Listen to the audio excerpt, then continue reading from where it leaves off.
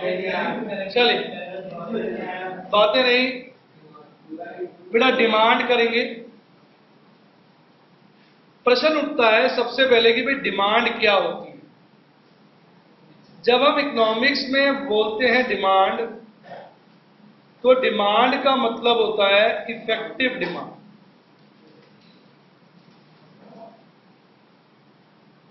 Demand का क्या मतलब होता है? Effective demand. अब इफेक्टिव डिमांड क्या होती है? इफेक्टिव डिमांड का मतलब होता है डिमांड प्लस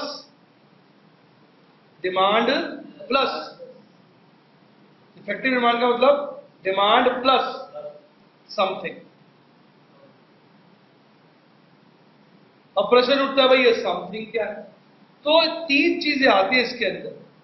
पहली होती है डिजायर, दूसरी होती है एबिलिटी, और तीसरी होती है विलिंगनेस। मैं एग्जांपल से समझाता हूं। जब तक ये तीनों बातें नहीं होंगी, डिमांड नहीं है। डिजायर मतलब इच्छा, मेरे मन में संतरा खाने की इच्छा है, बड़ी इच्छा, और एबिलिटी भी है, जेब में पैसे भी है, पर विलिंगनेस नहीं है खर्चने की। मैं बहुत कंजूस हूं, खर्चना नहीं चाहता, तो फिर वो डिमांड थोड़ी है। क्यों? उसमें डिजायर तो है, क्षमता भी है, एबिलिटी भी है, पर विलिंगनेस नहीं, पैसे तो नहीं देने वाला मैं, बस देख के देने को बड़ा अच्छा लग रहा है, ठीक है यार। डिजायर मतलब इच्छा, विलिंगनेस मतलब उस इच्छा को पूरी करने की इच्छा, चाहत। डिजायर हो गया चाहत, और चाहत को पूरी करने की इच्छा विलिंगनेस। अब एक भिखारी है, डिजायर भी भाई साहब संतरे चाहिए, संतरे क्यों, मर्सिडीज चाहिए, और विलिंगनेस भी भाई साहब दे दूंगा पैसे, पैसा क्या करना है, पर पैसे है नहीं देने के लिए, जब होगा दे दूंगा। तो वो भी डिमांड नहीं। क्यों? एबिलिटी नहीं। अब संदीप है, पैसे भी है जेब में, खर्च भी कर देगा, कोई दिक्कत नहीं, पर इच्छा ही नहीं संतरे खाने की। संतरा नहीं है, इच्छा ही नहीं संतरा खाने की, तो फिर क्या होगा? वो भी डिमांड नहीं। तो डिमांड तब होती है जब उसमें तीनों बातें, पहला डिजायर, दूसरा एबिलिटी, तीसरा विलिंग।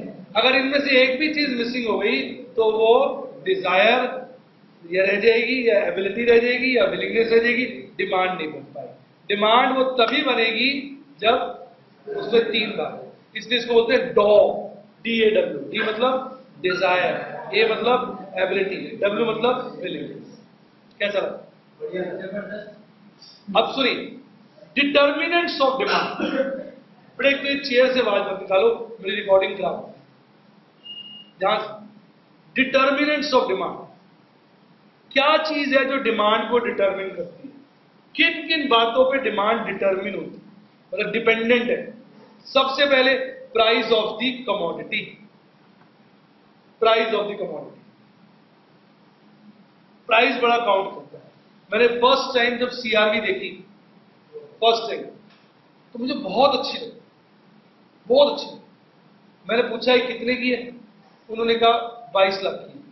उन्होंने इतनी भी अच्छी नहीं है यार, वो अच्छी नहीं लगी मुझे। उसके बाद रीजन मुझे लगा कि मेरे पास उसको खरीदने की एबिलिटी, मुझे मतलब प्राइस ज्यादा लगा, मुझे महंगी लगी, बहुत महंगी। तो उस वक्त, ये बहुत पुरानी बात बता रहा हूँ, 8 साल पहले की बात, जब फर्स्ट टाइम वो लॉन्च हुई थी। अलग बात है 2 साल बाद मैंने खरीद भी ली थी उसको, लेकिन उस वक्त मुझे एक बारी को लगा यार इतनी अच्छी थी। क्यों? क्योंकि बड़ा फर्क पड़ता है प्राइस। आप पूछते वैसे भी कैलकुलेटर कितना, बोलते 50 का, वो कहते 5000 का है। यानी प्राइस बहुत काउंट करता है। प्राइस जो होता है बहुत इंपॉर्टेंट फैक्टर है किसी चीज को लेने के। टीवी वाला आपको टीवी दिखा रहा है, भाई साहब टीवी ले लीजिए बहुत बढ़िया, आपने देखा आपको बहुत बढ़िया लगा, अब कितने का? लाख रुपए का।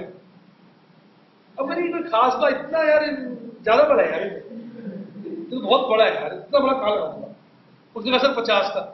इतना बड़ा भी नहीं है वैसे, बात समझो। उसने कहा लाख का, और ये बहुत बड़ा है यार, ड्राइंग रूम में कहां लगाऊंगा, आइस पे स्ट्रेन पड़ेगा। उसने कहा 50 का। नहीं इतना बड़ा भी नहीं है वैसे। उसने कहा 25 का, नहीं यार आजकल तो बढ़ गई, एलईडी है इसमें कहां स्ट्रेन बढ़ता है। मेरी बात समझ रहे? यानी प्राइस कम होता जाता है, इच्छा बढ़ती जाती है, प्राइस बढ़ता जाता है, इच्छा कम होती है। ये होता है प्राइस ऑफ दी कमोडिटी। फिर price of related goods, price of price बढ़ा तो डिजायर बढ़ गया, इच्छा कम होती जाएगी ना। फिर तीनों बातें मिक्स होकर चलती है। डिमांड कम होती है, किसी की विलिंगनेस कम हो जाती है, किसी की डिजायर कम हो जाती है, किसी की एबिलिटी कम हो जाती है।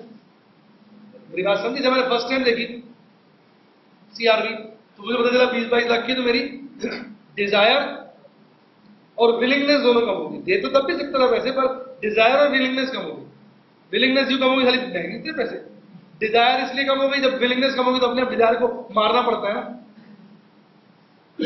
मन तो करता है ताजमहल ले ले, डर के रहो, पर मारना पड़ता है ताजमहल का रेट पता करके।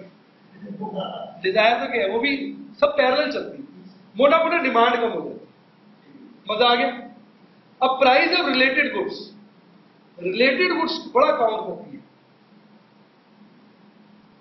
क्योंकि रिलेटेड गुड्स जो है, अभी इसकी डिटेल आगे करेंगे, डिटेल में कर लेंगे बात। फिर income of the consumer, ultimately पैसा खर्च होता है, इनकम बढ़ती है तो मोटा मोटा हम कह सकते हैं डिमांड बढ़ जाती है, इनकम कम होती है तो डिमांड घट जाती है। फिर future expectation, test, other factors, मैं इनकी चर्चा थोड़ी देर बाद करूंगा बारी बारी से, ठीक है। अब सबसे पहले प्राइस, अगर हम प्राइस और डिमांड का रिलेशन देखें तो ये इनवर्स होता है। इनवर्स मतलब डाउनवर्ड स्लोपिंग होता है, ये डिमांड का। यानी जब प्राइस P1 है तो डिमांड क्या है, देखो X1 है। प्राइस गिर के P2 हो गया, डिमांड बढ़ के X2। A1 बोल दे इस पॉइंट को, तो ये डाउनवर्ड स्लोपिंग। आप चाहो तो इसका शेड्यूल भी बना सकते हो, प्राइस डिमांड, 1000 रुपये प्राइस, डिमांड 10, 900 रुपये प्राइस, डिमांड 12, 800 रुपये प्राइस, डिमांड 14, 600 रुपये प्राइस, डिमांड 16, 400 रुपये प्राइस, डिमांड 20। ऐसे डिमांड बढ़ती है, जैसे जैसे प्राइस कम होगा डिमांड। ऑपोजिट इनवर्स रिलेशन होता है, प्राइस और डिमांड का रिलेशन क्या होता है, इनवर्स। कैसा संबंध होता है, इनवर्स। तो प्राइस बढ़ेगा डिमांड घटेगी, प्राइस घटेगा डिमांड। कैसा लगता है? यहां मैंने यही दिखाया है डायग्राम के अंदर कि जैसे जैसे प्राइस जो है 10 रुपए से कम होता जा रहा है तो डिमांड 20 से बढ़कर 36 हो, और वही चीज यहां दिखा दी जो मैंने आपको डायग्राम बना के दिखाया। और यही बात मैंने यहां एक्सप्लेन की है कि इसका इनडायरेक्ट रिलेशन होता है। इनडायरेक्ट को क्या नाम दे सकते हो, इनवर्स। यानी अगर